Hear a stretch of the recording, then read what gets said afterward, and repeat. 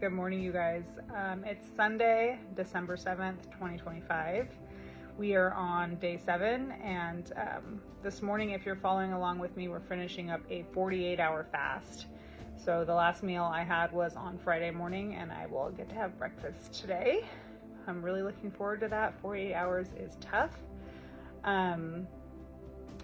And the whole idea behind this is to practice fasting, 1 meal, 2 meals, and then really a whole day without food is hard, you know. So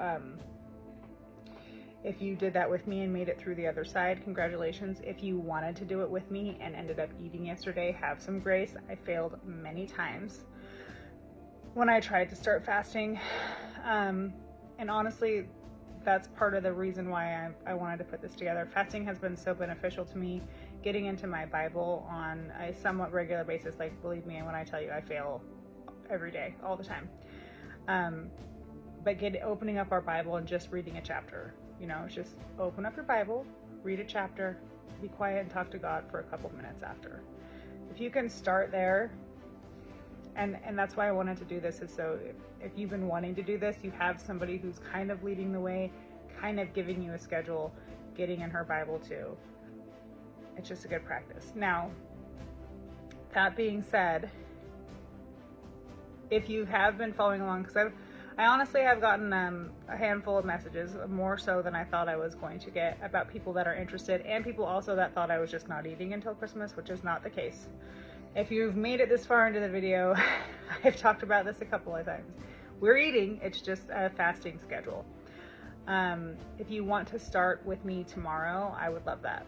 So I would just suggest catching up, reading till Luke chapter 8, because we'll be reading chapter 8 tomorrow, and jumping in and starting the fasting schedule with us tomorrow, which is you get breakfast and lunch, but we're fasting dinner tomorrow. Okay, so Luke chapter 7, I would say the part that's probably the most well-known that sticks out to me is when Jesus goes to dinner at the Pharisee's house, and the woman washes Jesus' feet with her tears in her hair and expensive fragrant oil. And everybody is kind of thinking she's weird. And Jesus is talking about why it's not. So, awesome little story. I do have questions, you know, there's stuff that I read where I'm like, wait, what? And I offer that up when I'm done reading, because my understanding, and I'm relatively new in getting into the Bible. I can ask God questions. I can talk to him after when I'm sitting and being quiet. And go over my gratitude list, my thankfulness, and just sit and be quiet and listen for the still small voice. Because, if you're like me, I used to think people that heard from God were crazy.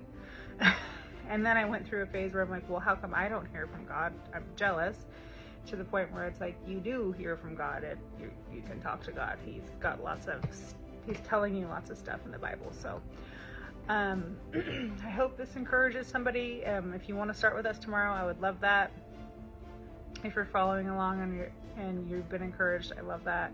That's really the whole heart behind this whole thing, was I wanted to give people like me who need somebody to tell them what we're doing today. What's the plan? I want to fast. I want to open my Bible, but I want those things, but I have no structure, no schedule.